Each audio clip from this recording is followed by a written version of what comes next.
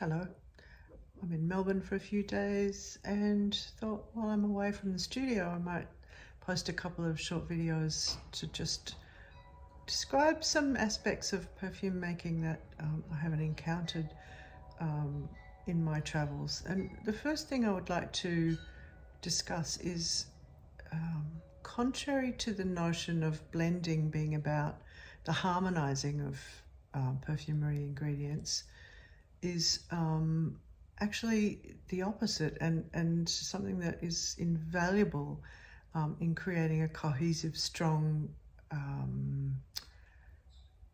structure in a perfume, and that is to pit the ingredients against each other so that they become enmeshed in a battle, and a battle that doesn't resolve. In my experience, that creates the most cohesive tension and structural integrity in a perfume, is when you notice as the nose that particular batch of Bulgarian rose has the same intensity and texture as the Vietnamese oud that, for example, I've used in Ziba, that requires a bridge that allows the two to travel back and forth in their screaming match with each other to find dominance. And so that the sandalwood that I used, it becomes that bridge. It takes a back seat to the antagonist and the protagonist of that perfume. It's a simple enough blend, but the radiance, the projection, the sillage, the longevity of that perfume are a really good example of how that battle plays out. It keeps the story alive. It doesn't dwindle. It doesn't. It just eventually kind of drifts away over time. But it's a long-lasting, powerful perfume, and a great example of that. That kind of the tension, that the standoff, the punch up that goes on between the two key players in that story. It becomes more complicated in a perfume with many more actors, and it's tricky because you have to allow some kind of three-dimensionality to happen, so that there are some supporting actors that might move around in the back of the story or upstage, and others that drift in and out or just have a small bit part to play. So they might be revealed in the opening of the perfume or turn up really late in the story. But ultimately you want to have that tension and that drama happening between your lead actors. And I use that theatre analogy because it's my background, and it's how I think about it. You could think about it as a fish tank, so that there are fish swimming around at the top, some at the bottom, some that lurk in the back dark corners, others that, hang around the gravel picking up little bits and pieces, but that they ultimately keep moving. And it's not just a case of some vertical ladder of top notes and bass notes joined by a hard note. I can't think of a composition in that way. To me, it's more of a mise en scene. There has to be doors and windows and ceilings and floors and a back wall and a front. There has to be a full a stage setting for the story to unfold. Otherwise it's just a flat screen. It doesn't have any life. And especially working with natural ingredients, they don't have the same degree of I suppose glue, for want of a better word, that synthetics have. They are very much more volatile. They tend to evaporate more quickly depending on body heat, humidity, stress, other biological factors. And Therefore, the structure has to be really tight. You need to really weave together the ingredients so that they form a web that can stick around. Thanks for listening. Hello again. Thought I'd talk a little bit more about the blending process that I started to talk about yesterday or the day before, and mention that another strange phenomenon that happens is when quite potent ingredients are introduced into a formula, and a strange outcome is that they cancel each other out. So rather than that desired for effect of having that kind of oscillation of ingredients fighting for dominance, the other way that it can go is that they cancel each other out. And I don't know whether that's something that can occur in synthetic compositions, but it certainly does occur in the blending of natural ingredients. And I have some theories about that. I've learned over the years that it isn't a great idea to hurl everything that you've got into the blend to try and wake it up. It's difficult to articulate, but they find their pecking order in time.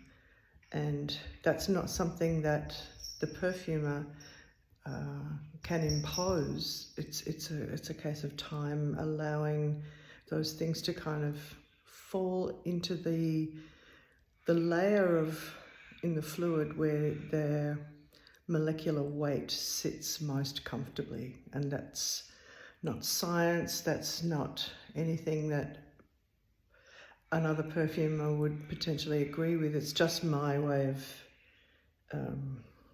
understanding that process. So what causes that swallowing up of aromatic ingredients, that kind of cancelling process to happen?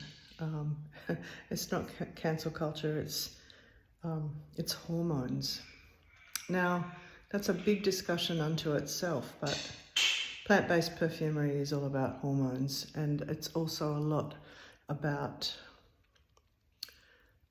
why certain perfumes really, really work for some people, and for others they're very meh about it, and even for other people there's a kind of a revulsion of what's going on, and I would argue that that's because of the hormones that are happening in the human being as well as what's been harvested from the plants. And I believe that men are as cyclic in their hormonal rhythms as women. It's just not as, I suppose, clear and obvious in terms of what's going on in that person. But if it's spring, if it's warm, if it's humid, and you spray a perfume that really, really picks up on the same kinds of conditions for fertilization, that perfume's going to radiate off you like nothing. It's going to bounce off the walls and announce your presence, 5 blocks away. If it's cold where you are and you wear a tropical perfume that's all about fertility and fecundity and procreation, your ecology, your environment, as well as your own body's systems of signifying where you're at in the fertility scale, you may get nothing happening. It might completely cancel out the perfume, or the perfume might overwhelm you. So these are just ideas and thoughts that have occurred to me over time. I'm happy to discuss this more if anyone's interested. It's certainly something that I write about. I have a lot to say about it. It's why I'm not really a fan of animalics. I've used them once to see what happens when you do, but I think that human beings have got their own pungent excretions going on. That was the cat running past, if you couldn't tell. And you know, and plants certainly have their own pungent aromatics and signals going on. So we don't need to hurt the furry critters. They got their own stuff to do. Anyway, thanks for listening, and I'll be back. Hello, this is my last day in Melbourne, and I'm just recording a little small piece about composing to finish off that trilogy of ideas that I started a couple of days ago. I wanted to just discuss a couple of things. The first is a challenge. It's a creative challenge for the people there that are training themselves to be perfumers and wanting to really push the envelope with their skills. So my challenge is that you create a composition and set that aside. Maybe it's one that you've already composed and brewed, you know, a while ago. And what I want to urge you to do is to remake it without looking at any notes, without measuring anything, without dipping into your notes, other than to rely entirely on your nose. By all means, have a sample of the original formula for smelling, for comparing, and I want you to rebuild that from scratch, but entirely determined and defined and decided by your nose's ability to match. So, for example, sometimes if you make something as a test batch of 200 mils and it works, and you want to upscale it and make 5 to 10 liters of it, it doesn't follow at all that the multiplication of the ingredients by volume is going to give you the result that you're expecting. The molecular weight of certain things, the critical mass that they arrive at, the way that they interact with each other is so difficult to nail in one go. And therefore, it's not a question of perfume by mathematics.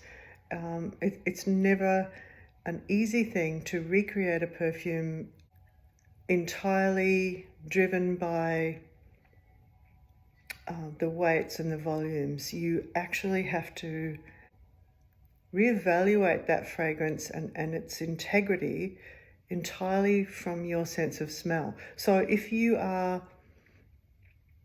for example, really happy with something that you brewed 2 years ago and it's almost gone and you want to make it again, it's very easy to go wrong.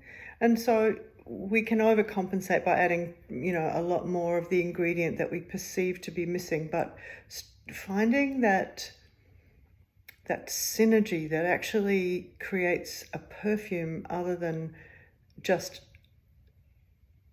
a cocktail of nice ingredients.